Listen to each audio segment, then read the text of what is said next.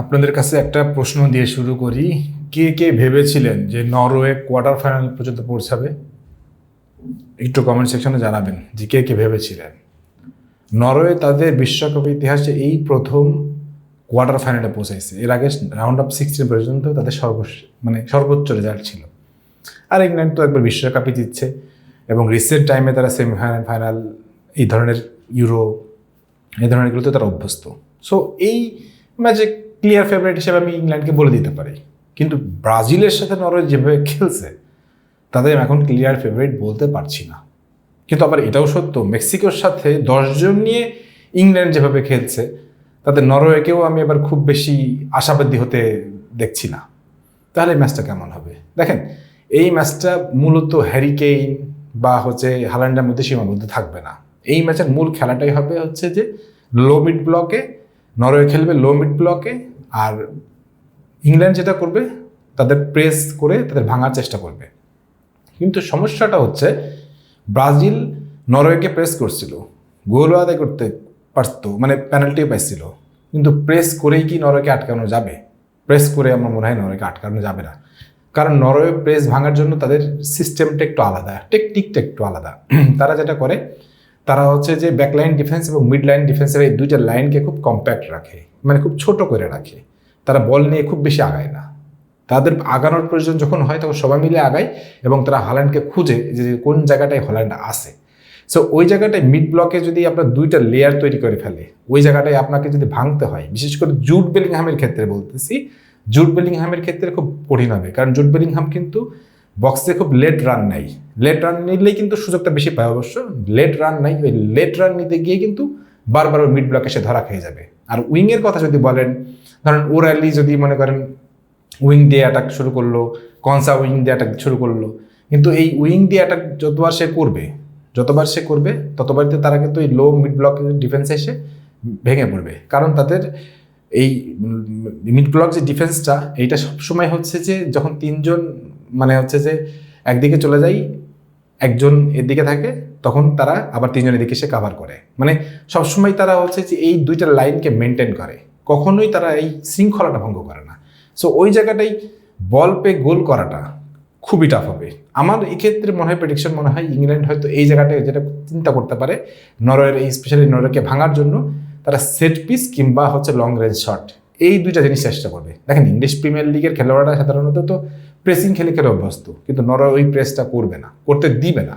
So ওই প্রেসিংটা আমার মনে হয় না এই ম্যাচে কাজ করবে। সো এই ম্যাচে কাজ করবে আমার যেটা মনে হয় ইংল্যান্ডের সেট পিস কিংবা খুব দুর্দান্ত কিছু লং রেঞ্জ শট।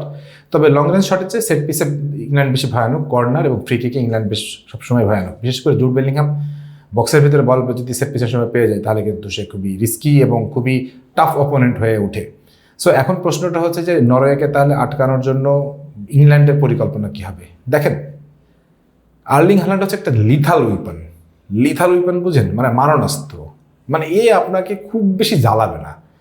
ব্রাজিলি খেলাটা একটু মনে করেন যে আপনাকে সে বক্সের মধ্যে খুব বেশি প্রেজেন্স সে কিন্তু নেয় নাই, কিন্তু যখনই প্রেজেন্স নেওয়ার প্রয়োজন হয়েছে তখনই কিন্তু সে সুযোগটা তৈরি করছে এবং যে মনে করেন শর্টস অন টার্গেট 3টা মারবে, তার ভেতরে 2টা কিন্তু গোলের সম্ভাবনা হয়ে যাবে। এটাই আর্লিং হ্যালান্ডের খেলার বৈশিষ্ট্য, বিশেষ করে এই বিশ্বকাপে। সো ওই লিথাল উইপনকে আপনি যদি মেনটেন করতে চান তাহলে আপনাকে কাউন্টার অ্যাটাকটা ডেফিনেটলি ঠেকাইতে হবে। কিন্তু কাউন্টার অ্যাটাক ঠেকাবেন কখন? নরওয়ে তো আপনাকে শুরুতেই কাউন্টার অ্যাটাক খেলাবে না। নরওয়ে আপনাকে প্রথমে আপনাদেরকে বক্সে আমন্ত্রণ করবে। লো ব্লক ডিফেন্স যখন মেনটেন করবে তখন আপনাদেরকে ইংল্যান্ডকে বক্সে আমন্ত্রণ করবে। ইংল্যান্ড যখন বক্সের উপর উঠবে তখন কাউন্টার অ্যাটাক হবে। কিন্তু কাউন্টার অ্যাটাক ইংল্যান্ড তো এটাও মাথায় আছে যে বক্সে গেলে কাউন্টার অ্যাটাকের সম্ভাবনা থাকবে। তো আমার কাছে মনে হয় ওই মিডেই খেলাটা বেশি ঘোরাফেরা করবে এবং এই জায়গাটায় যদি খুব আহামরি বা দুর্দান্ত বা দর্শনীয় কোনো গোল না হয় তাহলে এই ম্যাচের 70-80 মিনিট পর্যন্ত গোললেস দেখতে পাবো আমরা। তারপরে গিয়ে হয়তো নরওয়ে চিন্তা করবে যে এই লাস্ট 20 মিনিটস আমি একটা ভালো কাউন্টার অ্যাটাকের সুযোগ তৈরি করি, যেটা ইংল্যান্ডের ক্ষেত্রে করছিল, ব্রাজিলের ক্ষেত্রে করছিল। ভালো একটা কাউন্টার অ্যাটাকের সুযোগ তৈরি করি। ওই কাউন্টার অ্যাটাকের সুযোগটা যদি তৈরি করতে চাই আর আর্লিং হ্যালান্ড যদি লিথাল উইপনই হয়ে থাকে তাহলে কিন্তু পিকফোর্ডের জন্য খুবই ঝামেলা আছে। কারণ পিকফোর্ডকে সে অনেকবার খেলছে, অনেকবার সে পিকফোর্ডকে মোকাবেলা করছে। So Erling Haaland, Martin Odegaard এরা ইংল্যান্ডের খেলোয়াড়দের যতটা চেনে যতটা চেনেন তাদের, আমার মনে হয় যে নরওয়ের জন্য ইংল্যান্ডের এই ম্যাচটাকে খুব বেশি পড়াশোনার কিছু নাই, শুধুমাত্র তাদের খাপে খাপ কাজগুলো করতে হবে। এখন ইংল্যান্ডের নরওয়ের তো এত ভালো কথা বলতেছি, ইংল্যান্ডের ব্যাপারটা এখন কি বলি। দেখেন ইংল্যান্ড এই পর্যন্ত আসছে, আমার কাছে মনে হয়েছে যে ইংল্যান্ড নকআউট স্টেজে এসে আরও বেশি ভালো খেলা শুরু করছে। গ্রুপ পর্বে যতটা না খেলছিল, নকআউটে আরও বেশি ভালো খেলতেছে, নকআউটের ডে যত প্রোগ্রেস হচ্ছে তার তো ভালো খেলতেছে। আর থমাস টুখেল কিন্তু টুর্নামেন্ট মাস্টার, টুর্নামেন্টে কিন্তু খুব ভালো ট্যাকটিশিয়ান। সো টুর্নামেন্টে যত প্রোগ্রেস হচ্ছে তত সে ভালো ট্যাকটিক্সগুলো সাজাচ্ছে।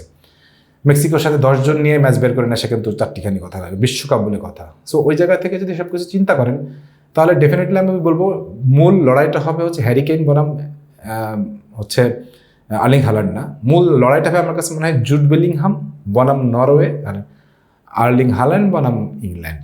এই জায়গাটাই মূল খেলাটা হবে এবং এদের কাউন্টার অ্যাটাক আর ওদের হচ্ছে সেট পিস এবং হচ্ছে প্রেসিং, এই দুইটা সমন্বয় যদি করে ইংল্যান্ড বের হইতে পারে তো পারলো, আর না পারলে যে কোনো সময় মার্টিন ওডেগার্ডের একটা থ্রু পাস বা হচ্ছে যে তাদের যে দুই সাব নাম ছিল বব এবং হচ্ছে যে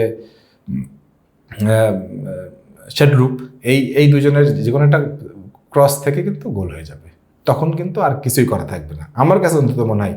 আর যদি নরওয়ে সেমিফাইনাল পর্যন্ত পৌঁছায় যায় আমি অন্তত অবাক হচ্ছি না, কারণ এইবার তাদের যে রূপ দেখা যাচ্ছে, এর আগের বার ক্রোয়েশিয়া মরক্কো যেভাবে দেখাইছিল নরওয়ে সেই পথে আগাচ্ছে।